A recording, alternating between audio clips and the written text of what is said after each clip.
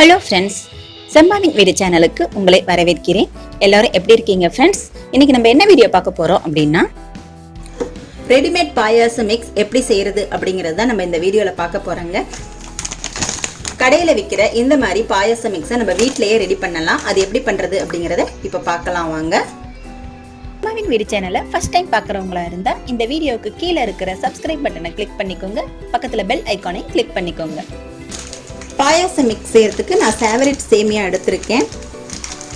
இப்போ நம்ம இதை ஒரு தட்டில் எடுத்துக்கலாம். உடைச்சி விட்டுக்கோங்க.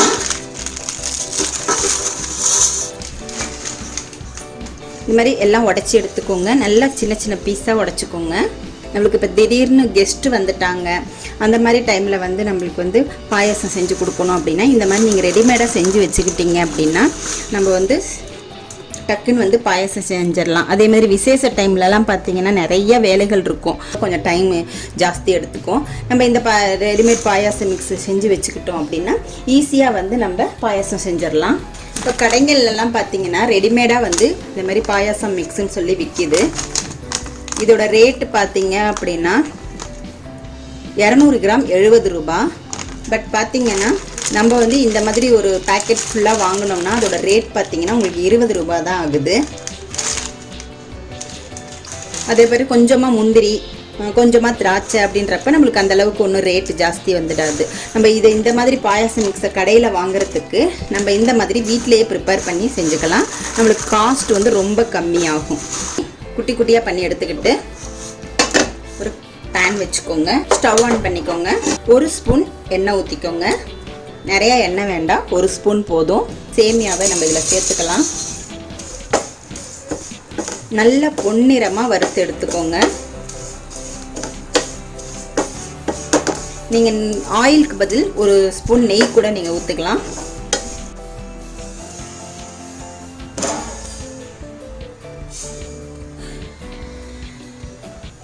இந்த பாயாசம் மிக்ஸை நம்ம ரெடி பண்ணி வச்சுக்கிட்டோம் அப்படின்னா குழந்தைங்க திடீர்னு ஸ்வீட் கேட்குறாங்க, அந்த மாதிரி டைமில் டக்குன்னு நீங்கள் பாயாசத்தை வச்சு ஒரு கிளாஸ் கொடுக்கலாம். இதுக்கு நம்ம வந்து இதை செஞ்சு வச்சுக்கிட்டோம் அப்படின்னா வெறும் பால் மட்டும் அந்த டைம் நம்மக்கிட்ட இருந்தால் போதும். பால் இருந்துச்சுனாலே டக்குன்னு இந்த மிக்ஸை எடுத்து போட்டு ஒரு 10 நிமிஷம் வேக வச்சிங்க. 10 நிமிஷம் கூட தேவைப்படாது, ஒரு 7-8 நிமிஷம் நல்லா வேக வச்சிங்கன்னா போதும். உங்களுக்கு வந்து பாயாசம் ரெடி ஆயிரும். கொஞ்சமாக 1 ஸ்பூன் நெய் ஊற்றி நம்ம வந்து குழந்தைங்களுக்கு பரிமாறிடலாம். நீங்கள் நெய் ஊற்றி ஃப்ரை பண்ணிங்கன்னா ஃப்ரை பண்ணும்போதே நல்ல வாசனை வரும் பாருங்கள். இப்போ நான் ஆயில் தான் ஊற்றியிருக்கேன்.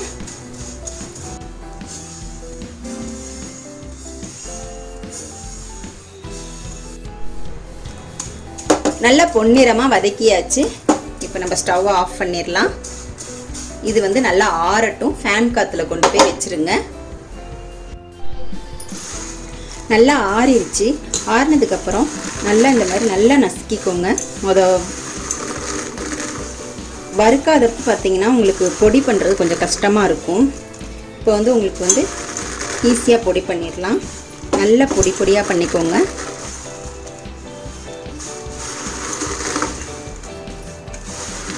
உங்களுக்கு எந்த அளவுக்கு பொடியாக பண்ண முடியுமோ அந்த அளவுக்கு பண்ணிக்கோங்க. அப்போ தான் நம்மளுக்கு ஸ்டோர் பண்ணி வைக்கிறதுக்கு ஈஸியாக இருக்கும். ஓகே, நல்லா பொடி பண்ணியாச்சு. ஒரு பக்கம் எடுத்து வச்சுக்கோங்க. ஒரு குட்டி பேன் வச்சுக்கோங்க.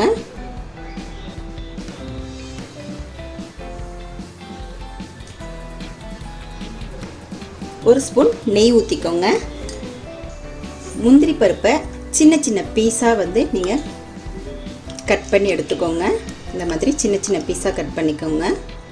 உங்களுக்கு நிறைய முந்திரி பருப்பு போட முடியும் அப்படின்னா நீங்கள் நிறைய முந்திரி பருப்பு போட்டுக்கலாம். சின்ன சின்ன பீஸாக கட் பண்ணிக்கலாம். பொடி பொடியாக முந்திரி பருப்பை கட் பண்ணியாச்சு. இப்போ நம்ம வறுத்துக்கலாம். நல்லா ப்ரௌனிஷ் ஆகிற வரைக்கும் வறுத்துக்கோங்க. முந்திரி பருப்பை நல்லா வறுத்தாச்சு. இப்போ நம்ம இந்த சேமியாவில் சேர்த்துக்கலாம். இன்னும் கொஞ்சம் நெய் ஊற்றிக்கோங்க. திராட்சையும் அதில் போட்டுடலாம்.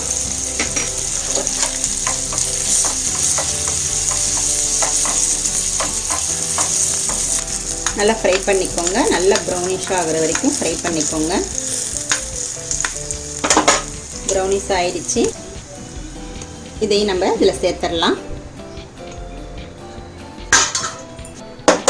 ஒரு பேனை ஸ்டவ்வில் வச்சுக்கோங்க. ஃப்ளேம் வந்து ரொம்ப சிம்மில் இருக்கட்டும்.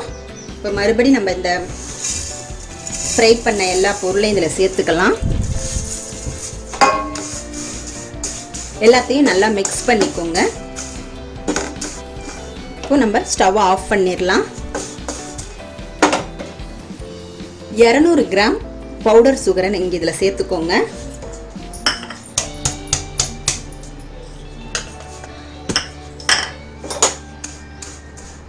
நல்லா மிக்ஸ் பண்ணிக்கோங்க. 1/4 டீஸ்பூன் அளவு பேக்கிங் சோடாவை சேர்த்துக்கோங்க. பேக்கிங் சோடா எதுக்காக சேர்க்குறோம் அப்படின்னா, இது வந்து கெட்டு போகாமல் இருக்கிறதுக்காக சேர்க்குறோம். நீங்கள் இதை 6 மாதம் வரைக்கும் இல்லை நீங்கள் ஃப்ரிட்ஜில் கூட இதை நீங்கள் வந்து ஸ்டோர் பண்ணி நல்லா ஒரு ஏர்டைட் பாக்ஸில் போட்டு ஃப்ரிட்ஜுக்குள்ளார வச்சுக்கலாம். வெளியில் கூட வைக்கலாம். வெளியில் வந்து 3 மாதத்துக்கு நீங்கள் வெளியில் வச்சுக்கலாம். 6 மாதம் ஃப்ரிட்ஜுக்குள்ளார வச்சுக்கலாம்.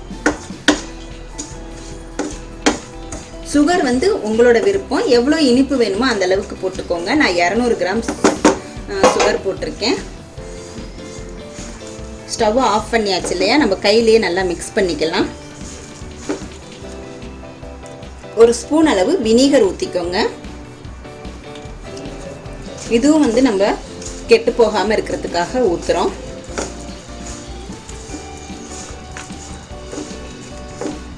இதை நல்லா ஆற வச்சிருங்க. நல்லா ஃபேன் காத்துல கொண்டு போய் நல்லா ஆற வச்சிடலாம். இப்போ நல்லா ஆறிடுச்சு. இந்த மாதிரி ஒரு கண்ணாடி ஜார் எடுத்துக்கோங்க. ஆறின பாயாச மிக்சரை இதில் நம்ம போட்டுக்கலாம். இதை நம்ம ஒரு தடவை கஷ்டப்பட்டு ஒரு 2 பாக்கெட் 3 பாக்கெட்டு ஃபேவரட் சேமியா வாங்கி நம்ம செஞ்சு ஒரு பாக்ஸில் போட்டு வச்சிட்டோம்னா, நம்ம எப்பெல்லாம் பாயாசம் வேணுமோ அப்போல்லாம் வெறும் பால் மட்டும் இருந்தால் போதுங்க. நம்ம பாயாசத்தை ரெடி பண்ணிடலாம்.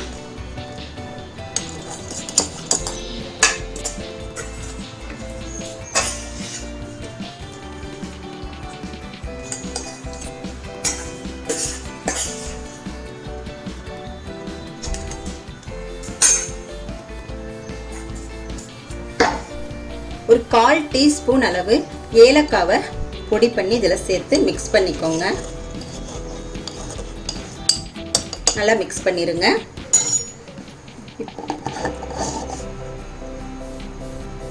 இப்போ நல்லா மூடி ஃப்ரிட்ஜில் 6 மாதத்துக்கு நம்ம அப்படியே வச்சுக்கலாம். வெளியில் வைக்கிறதா இருந்தால் நீங்கள் 3 மாதம் வரைக்கும் கெட்டு போகாமல் இருக்கும்.